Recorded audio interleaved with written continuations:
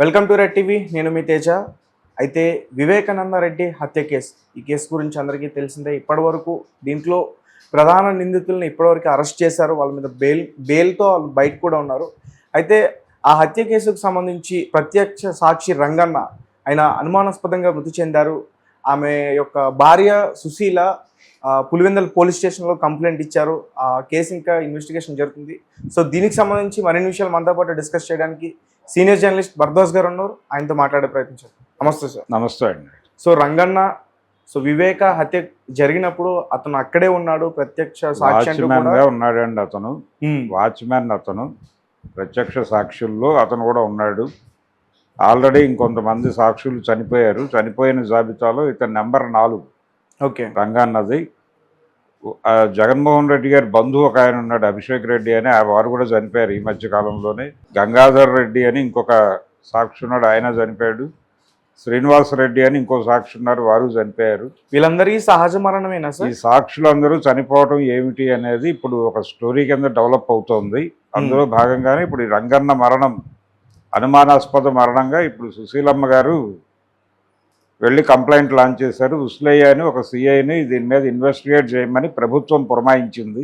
వారి ఇన్వెస్టిగేషన్లో ఏం తేలుతుంది అనేది చూడాలా, ఇది విషయం.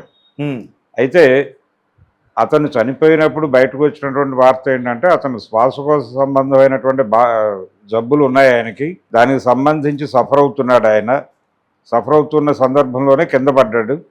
కింద పడిన తర్వాత కొన్ని గాయాలైన ఆ సందర్భంగా రిమ్స్కి తరలించారు ఆయన్ని. హాస్పిటల్లోనే మరణించాడు అనేది మొదట వినిపించింది. అయితే ఇప్పుడు ఈవిడేమో ఎవరో వెళ్ళారు మాకు తెలియకుండా, అందువలన జరిగి ఉండొచ్చు అనేది ఈవిడ, ఇది సహజ మరణం కాదని ఇప్పుడు ఆవిడ కంప్లైంట్ ఇవ్వటం అంటేనే ఉద్దేశం అది. అయితే ఈ కంప్లైంట్ ఇవ్వటము ఇదంతా అంటే ఈ కేసుకు సంబంధించి ఆల్రెడీ బయటకు వచ్చిందేమో ఆయన ప్రాబ్లమాటిక్గా ఉంది ఆయన హెల్త్ అని. 70 ఏళ్ల వయసు ఆయనకి. 70 ఏళ్ల వయసు, ఈ ప్రాబ్లమ్స్ ఉన్నాయి ఆయనకి, హెల్త్ ఇష్యూస్ ఉన్నాయి. ఇది సహజ మరణంగా చూపించే ప్రయత్నం జరుగుతున్నటువంటి అసహజ మరణము అనేది ఎస్టాబ్లిష్ చేయడానికి ఒక ప్రయత్నం పోలీసుల వైపు నుంచి కూడా కాన్షియస్గా సీరియస్గా జరుగుతున్నట్టుగా అనిపిస్తోంది. అయితే మిగిలిన ఇప్పుడు సాక్షులుగా పెట్టిన వాళ్ళ వయసు రీత్యా కావచ్చు, లేకపోతే వాళ్ళ ఆరోగ్యాల రీత్యా కావచ్చు, చనిపోయి ఉండదు. చాలా కాలం అయింది, ఇన్సిడెంట్ జరిగి చాలా కాలం అయింది. అప్పటి నుంచి ఇప్పటి వరకు నడుస్తూనే ఉంది. మధ్యలో 5 సంవత్సరాలు వారి పరిపాలన నడిచింది జగన్మోహన్ రెడ్డి గారిది. అంతకుముందు ఎన్నికలకి ముందు జరిగినటువంటి ఇన్సిడెంట్ ఇది. 2019 ఎన్నికల కంటే ముందు జరిగిన ఇన్సిడెంట్. అక్కడి నుంచి ఇప్పుడు జరుగుతోంది. అంటే దాదాపు 6-7 ఏళ్ల క్రితం కథ ఇది. ఈ 6-7 ఏళ్లలో వీళ్ళ ఆరోగ్యాలు రకరకాలుగా మారి ఉండొచ్చు. కాబట్టి ఇవి ఎందుకు ఈ మరణాలు సంభవిస్తున్నాయి అనే దాని మీద ఒక స్టోరీ ఇంట్రెస్టింగే. కానీ రెండోది, ఆల్రెడీ దీనిలో ఇందాక నిందితులు అరెస్ట్ అయ్యారు అని అన్నారు, కానీ నిందితులు అరెస్ట్ కాలేదు. ఇంకా ప్రధాన నిందితులు ఎవరు అనేది తెలియాల్సి ఉంది. అనుమానితులను మాత్రమే అరెస్ట్ చేశారు. అనుమానితుల్లో కొంతమంది బెయిల్ మీద బయటకు వచ్చారు. వాళ్ళ పద్ధతిలో వాళ్ళు రకరకాల ప్రసార మాధ్యమాల్లో వాళ్ళ అభిప్రాయాలు వాళ్ళు చెప్పేశారు. అంటే సూచనప్రాయంగా, అంటే అప్రూవర్లుగా మారిపోయినట్టుగా అర్థమవుతుంది. వాళ్ళందరి వాంగ్మూలాలు కూడా 2 మనుషుల్ని టార్గెట్ చేస్తున్నాయి. అవినాష్ రెడ్డిని కావచ్చు, వైఎస్ భారతి గారిని కావచ్చు, టార్గెట్ చేస్తూ వీళ్ళ వాంగ్మూలాలన్నీ నడిచినాయి. వాళ్ళ వాంగ్మూలాలు మాత్రమే కాదు, వాళ్ళు బయటకు వచ్చి వివిధ ప్రసార మాధ్యమాల్లో మాట్లాడినటువంటి వాక్యాలు కూడా ఉన్నాయి.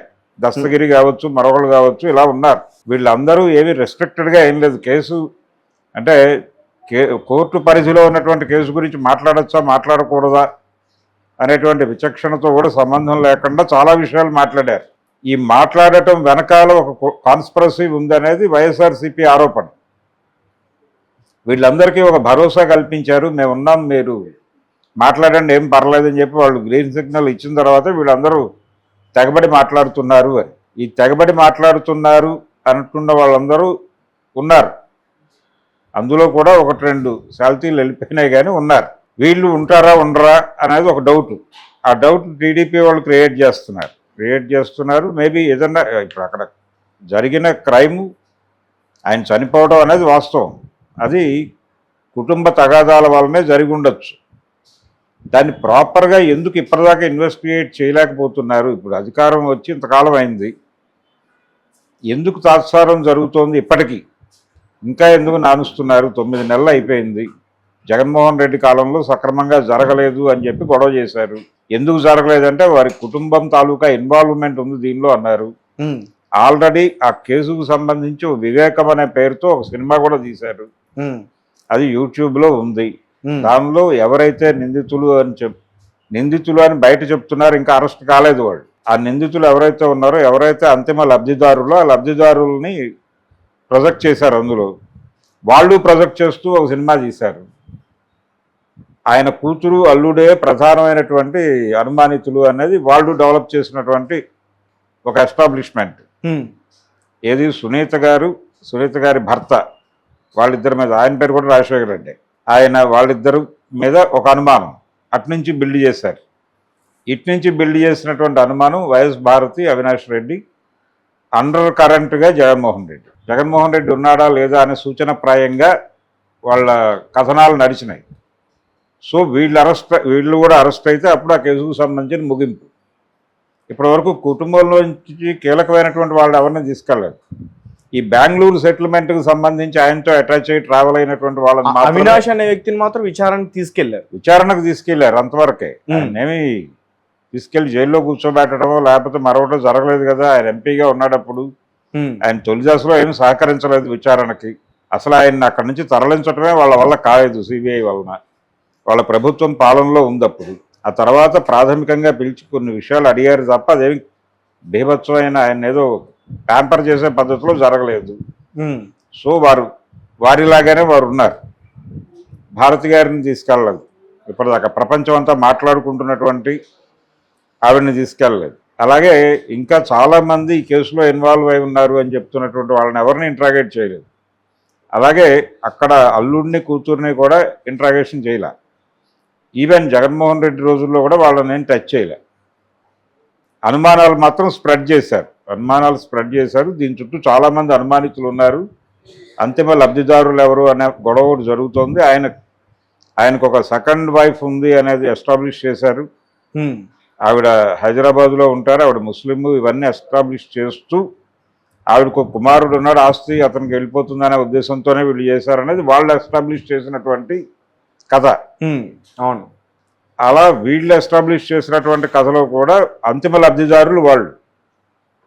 ఏది పొలిటికల్గా కూడా ఇతన్ని ఎలిమినేట్ చేయడం ద్వారా ఆ ఏరియాని మన కట్టుబాటులో ఉంచుకోవచ్చు అనే ఉద్దేశంతో వాంటెడ్గానే వాళ్ళు వివేకాన్ని అడ్డు తొలగించుకున్నారు అవినాష్ రెడ్డి అనేది ఒక ఆరోపణ. ఈ ఆరోపణలన్నీ ప్రూవ్ కావాలి. ప్రూవ్ అయిన తర్వాత కదా వాళ్ళు నిందితులు అనేది. కనీసం ముందు పోలీసులు వాళ్ళని కస్టడీలో పెట్టైనా చేయాలి కదా. వాళ్ళు బయట ఉన్నారు. బయట ఎందుకు ఉంచుతారు నిందితులు? ఒక ఆరోపణ పడిన తర్వాత ఎందుకు అరెస్ట్ చేస్తున్నారు? అతను నేరం చేశాడని కన్ఫర్మ్ అయ్యి కాదు. ఎందుకు తీసుకెళ్తున్నారంటే అతని మీద ఆరోపణ ఉంది, అతన్ని లోపల పెడితే బయట ఉండి సాక్ష్యాలను మేనేజ్ చేయకుండా ఉంటాడు అనే ఉద్దేశంతో లోపల పెడతారు. ట్రయల్ జరిగాక జడ్జి గారు నిర్ధారించిన తర్వాత మాత్రమే వాడు నేరస్తుడు అవుతాడు. అప్పటి వరకు అనుమానితుడే ఎవరైనా కానీ. అయితే ఈ అనుమానితులు బయట ఉండటం సబబా? ఇన్ని ఆరోపణలు ఉన్నప్పుడు అందరినీ లోపల పెట్టి విచారించి అందులో ఎవరు నేరం చేశారో నిర్ధారించి వారికి శిక్షలు వేసి మిగిలిన వాళ్ళని వదిలేయచ్చు కదా. మహాత్మా గాంధీ గారి కేసులో కూడా, ఆయన హత్య కేసులో చాలామందిని అరెస్ట్ చేశారు. ఒక 15 మందిని లోపల వేశారు ముందు ఆ కేసులో.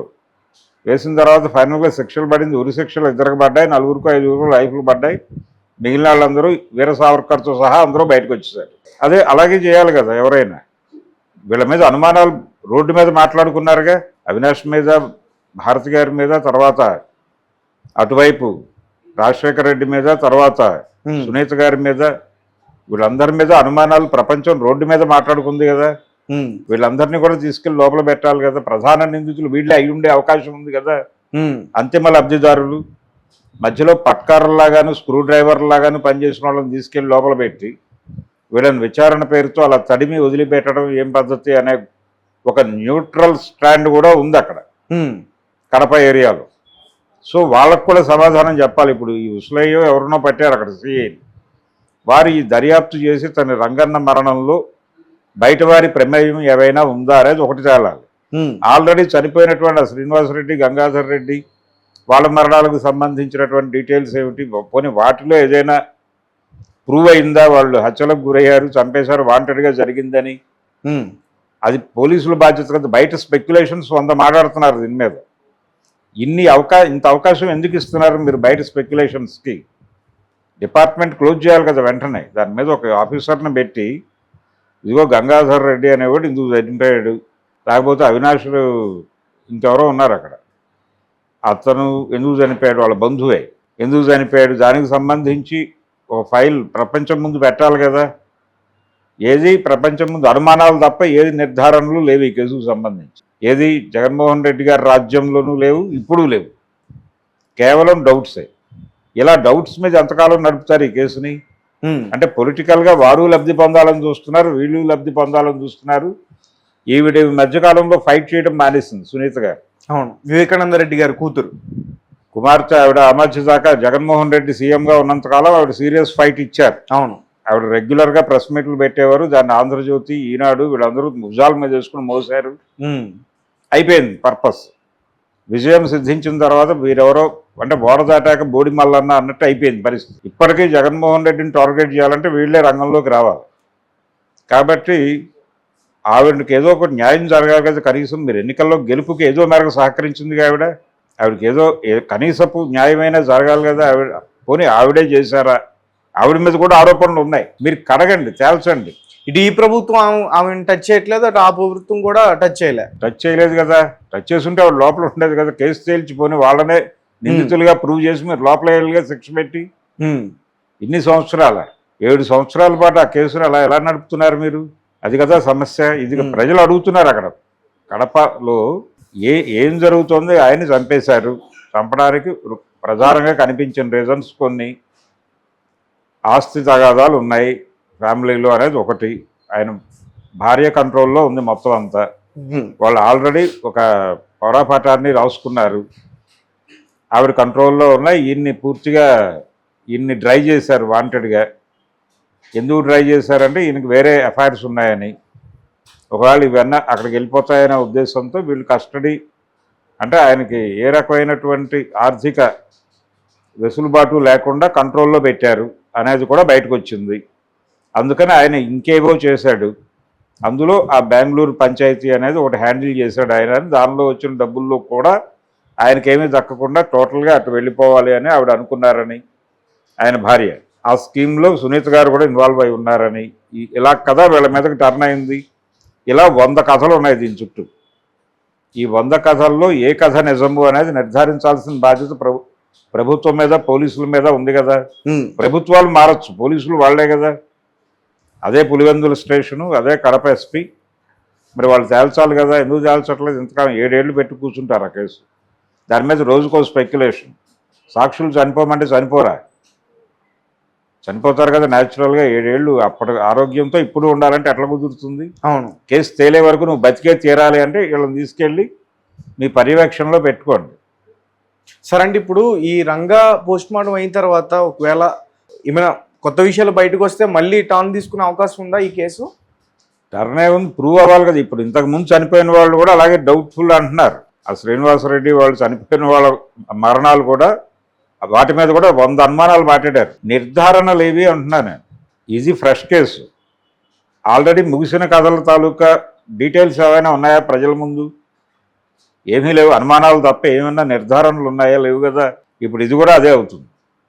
ముందు చనిపోయిన 3 కూడా ఇప్పుడు మన జగన్మోహన్ రెడ్డి గారు అధికారంలో ఉన్నప్పుడు చనిపోయారు. వాళ్ళు రకరకాలుగా చనిపోయారు. అప్పుడు చనిపోయిన వాడు ఉన్నాడు, తర్వాత చనిపోయిన వాళ్ళు కూడా ఉన్నారు. ఏదో ఒకటి పోలీసులు కదా, అక్కడ ప్రభుత్వం కాదుగా. పోలీసుల నిర్ధారణలు ఏమిటి కొన్ని ఇప్పుడైనా చెప్పాలిగా. ఇప్పుడు కూడా ఆవిడ కంప్లైంట్ ఇచ్చింది. ఈ కంప్లైంట్ ముందే ఎందుకు ఇవ్వలేదు? సడన్గా అక్కరైంది. ఇది ఆయన మరణం సంభవించింది. అది మొదటేమో న్యాచురల్గా అన్నట్టుగానే మీడియాలో వార్త వచ్చింది. ఏ మీడియాలో? తెలుగుదేశం పార్టీకి అనుకూలంగా వ్యవహరించే మీడియాలోనే అతనికి శ్వాసకోశ సంబంధమైనటువంటి వ్యాధులు ఉన్నాయి, ఆయన బెడ్ రిడన్ అయ్యాడు, ఆయన బయట తిరగలేని పరిస్థితిలో ఉన్నాడు, ఈ సివియర్ అనారోగ్యంతో ఆయన పరిస్థితి తేడా కొట్టిన తర్వాత ఆయన తీసుకెళ్లి హాస్పిటల్లో పెట్టారు. హాస్పిటల్లో ఆయన కింద పడ్డాడు, ఏదో గాయాలైనాయి. ఇవన్నీ వాళ్ళు రాసిన కథనాలే కదా. సడన్గా సుశీలమ్మ గారి కంప్లైంట్ అనుమానం అనేది మళ్ళీ అజెండాలోకి వచ్చింది. అంటే ఏం జరుగుతుంది, ఏమన్నా ఇందులో ఏదైనా ఈ కేసుని ఇలా డ్రైవ్ చేయడానికి ఏమన్నా ప్రయత్నం జరుగుతోందా అనేది డౌట్ వచ్చే పద్ధతిలోనే ఉంది. ఒకవేళ అదే నిజమైతే ఇమ్మీడియట్గా మీరు ఒక 6 నెలల్లో తేల్చి అవతల పడేయండి, ఎవరో నిందితులు తీసుకెళ్ళి లోపలేయండి. మొహమాటం ఎందుకు? మీరు చాలామందిని అరెస్ట్ చేసి లోపలేస్తున్నారుగా ఆల్రెడీ. పోసాని కృష్ణమురళి ఉన్నాడు, అతను ఎప్పుడు వస్తాడో తెలియదు, అతను ఫైట్ అతను చేసుకుంటున్నాడు. అలాగే వల్లభనేని వంశీ ఉన్నాడు కస్టడీలో, ఆయన కష్టాలు ఆయన పడుతున్నాడు. వాళ్ళ ఆవిడ రెగ్యులర్గా వెళ్ళి ఏదో మాట్లాడుతోంది ఆవిడ. సో ఇలాగే ఇంకొకరు ఇద్దరు వెళ్తారు సెలబ్రిటీస్. ఏమవుతుంది, అవినాష్ రెడ్డినో లేకపోతే భారతి గారినో అంతిమ లబ్ధిదారులు అని కనుక ప్రొజెక్ట్ చేశారు ఆల్రెడీ. అంతిమ లబ్ధిదారులను తీసుకెళ్తే కదా కేసు క్లోజ్ అయ్యేది. వీళ్ళని బయట నుంచి మీరు కేసు ఎలా నడుపుతారు అసలు? కేసులో వీళ్ళ మీద అనుమానాలు ఉన్నాయని మీ వైపు ప్రభుత్వంతో సన్నిహిత సంబంధాలు ఉన్నవాళ్ళు మాత్రమే కాదు, ప్రభుత్వాన్ని మోస్తున్న వాళ్ళు వారి వారి మాధ్యమాల్లో ఈ విషయాన్ని ప్రపంచానికి చెప్పారు. అవినాష్ అండ్ భారతి ఇన్వాల్వ్డ్ అని చెప్పారు కదా 100 పద్ధతుల్లో. మరి వాళ్ళిద్దరిని ఎందుకు బయట ఉంచుతున్నారు? తీసుకెళ్ళి లోపల పెట్టి కేసు విచారణ జరిపి వాళ్ళే కనుక తేలితే లోపల పంపించేయండి, లేదా అక్విటల్ చేసి బయటే పంపించండి. ఏదో ఒకటి జరగాలి కదా ప్రొసీజరు. అవును, వీళ్ళ మీద వాళ్ళు 100 అనుమానాలు చెప్పారు. సునీత గారు ఆవిడ భర్త మీద. వాళ్ళు అక్కడి నుంచి ట్రావెల్ చేసేటప్పుడు 5-6 సార్లు మాట్లాడారు ఇక్కడ ఫోన్ సంభాషణ అని చెప్పారు పిఏతో. ఆ పిఏ కూడా అతను యాక్చువల్ పిఏ కాదు, అతను ఇంకేదో వర్క్ చూసుకుంటాడు, మధ్యలో వచ్చి ఈయనకి అసిస్ట్ చేస్తాడని చెప్పారు. ఆయన 100 రకాలుగా మార్చాడు స్టేట్మెంట్ని. దాని మీద మాట్లాడేవాడెవడు లేడు.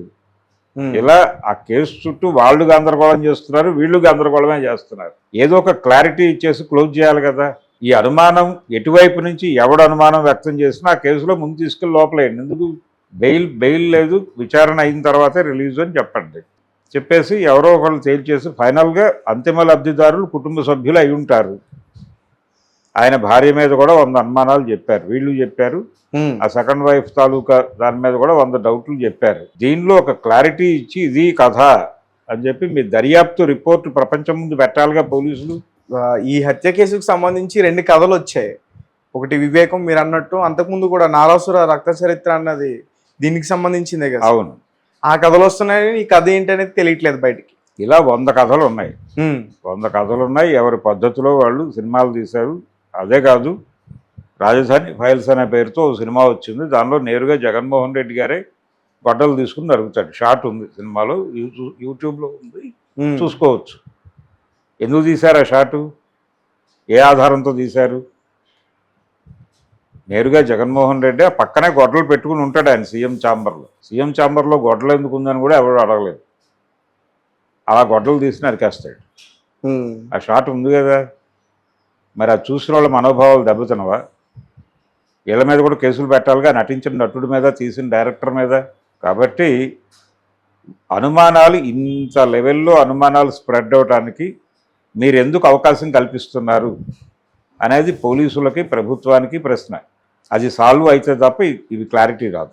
ఇలాంటి కేసులు అనేకం ఉన్నాయి. పరిటాల రవి కేసు ఇప్పటికీ అనుమానం ఎవరు చేశాడని. అంటే మద్దెల చెరువు సూర్యనారాయణ చేశాడు, ఓకే. అక్కడ ఎవరు కాల్చారు? మొద్దుసీని చంపేశారు కదా విచారణ రాకముందే. ఇలా ఆ కేసులో కూడా ఇలాంటి లూజ్ ఎండ్స్ చాలా ఉన్నాయి. ఫైనల్గా ఒకటి కంక్లూజన్ ఏంటంటే సూర్యనారాయణ రెడ్డి చేశాడు, సూర్యనారాయణ రెడ్డిని భాను చంపేశాడు. సో అయిపోయింది స్టోరీ. ఇది కూడా అలాగే క్లోజ్ చేయదలుచుకున్నారా ఈ కేసు కూడా అనేది డౌట్. అందుకని ఇలా చంపుకుంటూ సహజ మరణమా అసహజ మరణమా అని 100 అనుమానాలతో పడే కంటే మీరు అందరినీ కస్టడీలో పెట్టి 6 నెలలు టైం తీసుకుని క్లోజ్ చేయండి కేసు.